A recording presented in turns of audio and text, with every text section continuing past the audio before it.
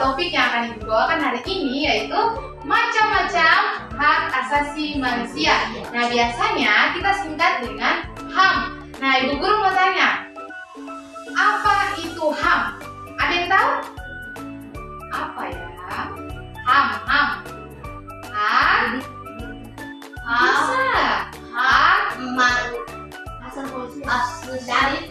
Asasi pendidikan. Bisa, hak asasi manusia. Itu merupakan hak dasar. Betul sekali, hak dasar. Nah, kita akan masuk ke apa itu HAM. Nah, apa itu HAM? HAM adalah hak-hak dasar yang dimiliki setiap orang sejak lahir tanpa memandang perbedaan. Jadi, anak-anak kita tuh dari misalnya itu anak-anak sebelum lahir ke dunia itu hak itu sudah melekat pada diri kita. Nah, hak itu berarti hak itu tidak memandang perbedaan di antara kita. Nanti selanjutnya kita akan membahas itu.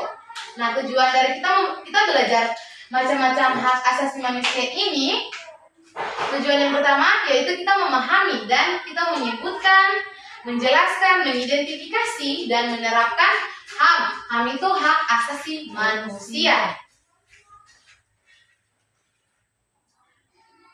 Nah, macam-macam hak ini Ibu bagi ada 5 bagian. Yang pertama kita akan bahas yaitu hak untuk hidup. Anak-anak tahu tidak hak untuk hidup? Hak untuk hidup pengertiannya yaitu setiap anak berhak untuk hidup dan mendapatkan perlindungan. Jadi kita sebagai anak, kita itu punya hak untuk hidup. Kita dijaga sama orang tua kita. Pasti mama dan papa tuh sangat jaga kita toh? Iya. Tidak mau kita, apalagi kalau kita lupa sedikit saja, pasti mama dan papa sedih toh? Iya. Nah, begitupun di sekolah. Nah, itu adalah hak untuk hidup. Nah, contohnya kita mendapatkan makanan yang bergizi. Tidak mungkin toh mama kasih kita makanan yang busuk-busuk. Kalau kita makan nanti kita sakit perut. Terus contoh yang kedua, perawatan dari kesehatan. Misalnya dari kesehatan mereka kunjungi kita. Seperti yang kemarin-kemarin kan? Iya. Nah, itu.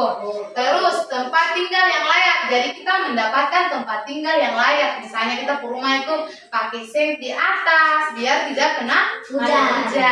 Terus kita ke rumah tuh ada tempat tidur yang layak untuk kita tidur. Nah, itu yang dinamakan hak untuk hidup. Nah, itu hak yang pertama. Nah, bagaimana dengan hak yang kedua? Hak yang kedua yaitu hak pendidikan. Yang pertama hak untuk hidup. Oke, nggak apa-apa. Hak untuk hidup. Yang kedua hak untuk pendidikan. mendapatkan pendidikan. Mendapatkan pendidikan. Jadi, apa sih hak mendapatkan pendidikan itu?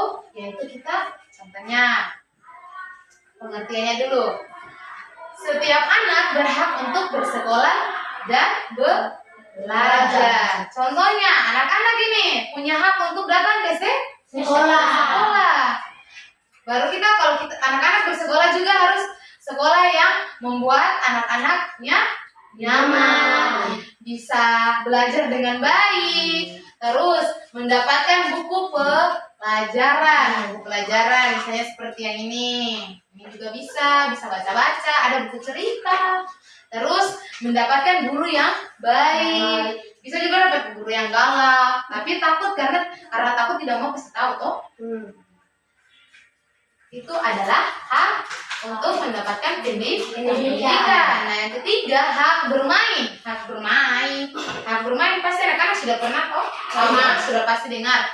Setiap anak berhak untuk bermain dan berkreasi. Contohnya bermain dengan teman-teman. Nah, dalam kelas ini kalian anak-anak bermain dengan teman-teman kelas, bisa juga dengan kakak kelas atau adik kelas. Tidak mungkin kan ini kelas 6, maksud kakak kelas siapa lagi? Main sama adik-adik kelas. Terus yang kedua, mengikuti kegiatan ekstrakurikuler.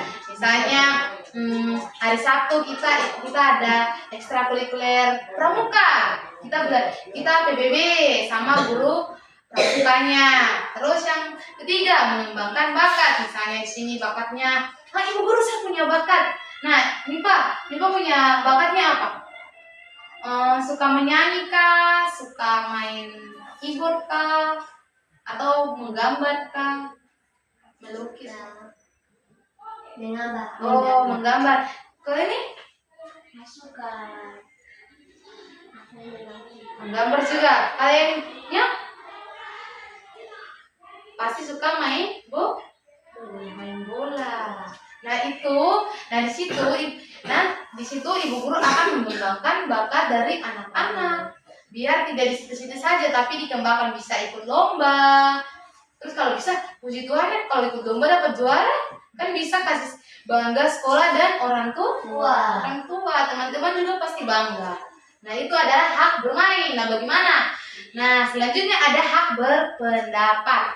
Hak berpendapat, setiap anak berhak untuk menyampaikan pendapatnya. Jadi, anak-anak punya hak untuk memberikan apa? Misalnya anak-anak mau berpendapat, ibu guru, saya mau berpendapat, saya mau teman saya itu dia begini, atau ibu guru kita belajarnya yang ini dong, kita ganti dong, jangan itu saja, itu bebas.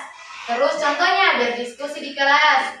Nah, misalnya ibu dalam kelas ibu kasih tugas, ayo hitung 1 sampai 5. Kita akan bagi kelompok. Nah, di situ ibu bagi kelompok. Nah, sudah nih. Nah, ibu kasih topiknya. Anak-anak akan berdiskusi. Nanti dalam satu kelompok itu, anak-anak akan bertanya, teman saya punya pendapat ini begini, kok dari mana tidak? Nah, gitu. Itu namanya berdiskusi di kelas. Nah, yang contoh kedua, memberikan saran dan menyampaikan keluhan. Misalnya dia menyampaikan, ini teman-teman, kalau boleh itu saya sarankan begini. Nah,